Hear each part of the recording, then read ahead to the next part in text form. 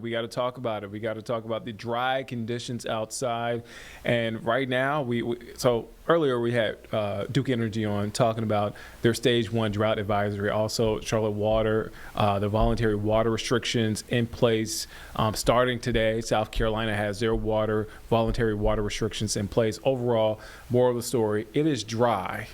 And Bekah Birdsall is here, meteorologist Bekah Birdsall. Thank you for joining us. Of course. We'll get into the forecast eventually, but Yes. Again, we want to focus in on the drought. And you're working on, and I didn't know this was a thing, short-term and long-term droughts. Yes, so short-term drought is essentially a drought that establishes less than 6 months. So when we saw our first emerging signs of drought, it was actually last fall, specifically last September.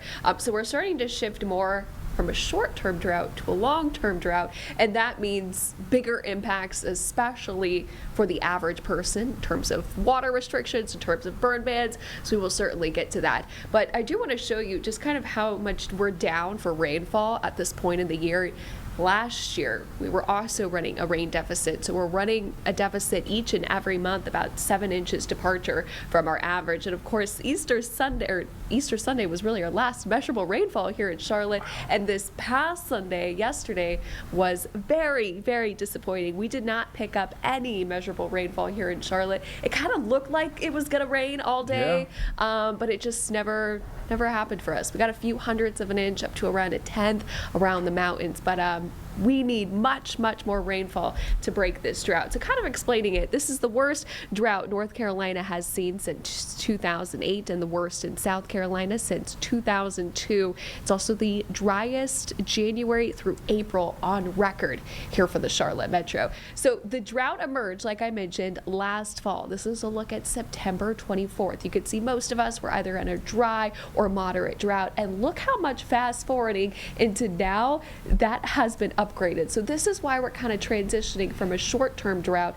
that usually brings impacts such as topsoil drying quickly, streams and creeks that can drop fast, lawns turning brown, and wildfire risk does increase. But when we switch to a long-term drought, this is more than 6 months, but can actually last for even a couple of years. We see reservoirs and groundwater fall, agriculture losses, burn bans being implemented. That's what we saw the very end of March, and that still carries to this day now across both North and South Carolina. Water restrictions, we're already seeing those go into effect, and rivers dropping to historic lows.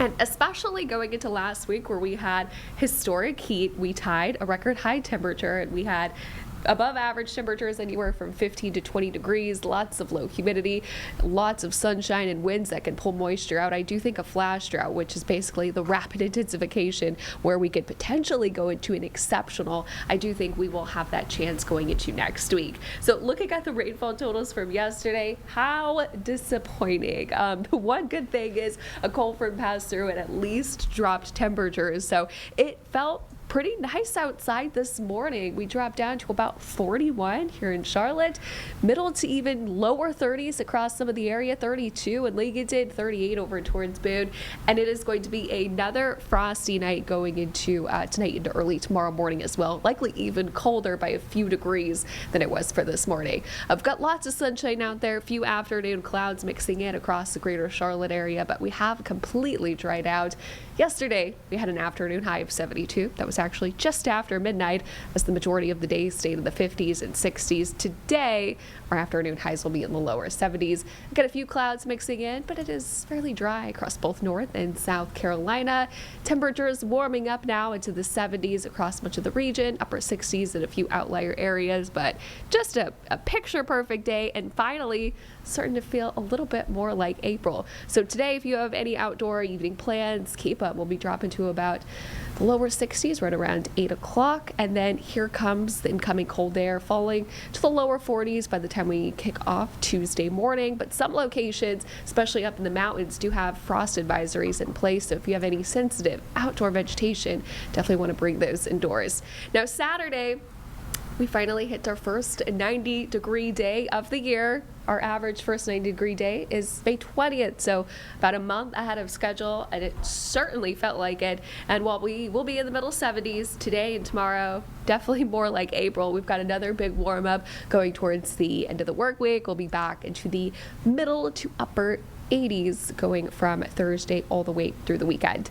It's also breezy. Yesterday was breezy as well, but the max wind gust, especially up in the mountains, have been close to 40 miles per hour. That is why there is a high fire danger concern, not only today, but over the next couple of days. It's going to be breezy, lots of dry air, dry fuels, brush and leaves, and this is something that, of course, the drought is not helping us with at all.